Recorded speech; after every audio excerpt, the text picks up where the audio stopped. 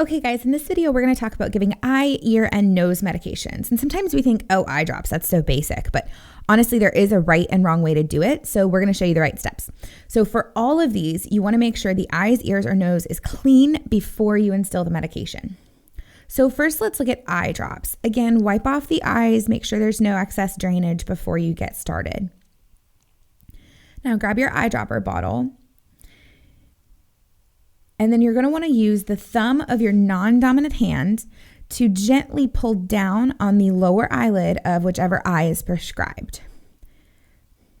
Hold the dropper in your dominant hand and rest it on the patient's forehead. And then you're going to hold the bottle about 1 to 2 centimeters above the patient's eye and drop the prescribed number of drops into the conjunctival sac. If the patient blinks or the drop misses, you can repeat that again. Afterwards, you can have the patient gently close their eyes, but don't rub them. If the drug can cause systemic effects, hold pressure with a tissue on the lacrimal duct for about 30 to 60 seconds.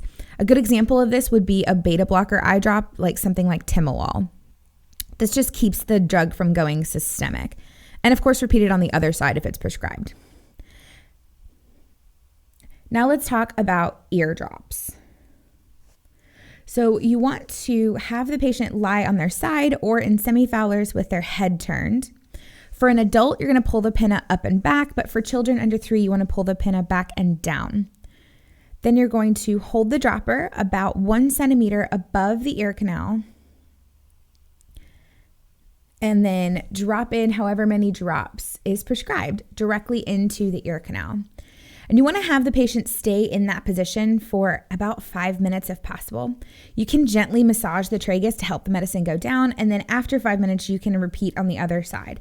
What I usually do is I'll give one side, do other assessments, or give the rest of my medications, and then do the other side.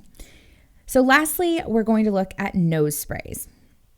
So a lot of times I'll have the patient do this themselves, but it is important that we kind of know the right way to do it. So the first thing you're going to do is remove the cap from the nose spray bottle and then clean the top of the bottle with an alcohol pad. Last thing you want to do is put a goopy nose spray bottle into your nose. So then you're going to insert it into the prescribed nostril, have the patient cover their other nostril and sniff, and you'll squeeze or spray the med as the patient sniffs. Make sure you just do the prescribed number of sprays and then repeat it on the other side if necessary. And as always, for all of these medications, you can offer a tissue for any leakage. But for nose sprays, just make sure the patient doesn't blow their nose for at least 5 minutes afterwards. We want all that medication to get in there and stay.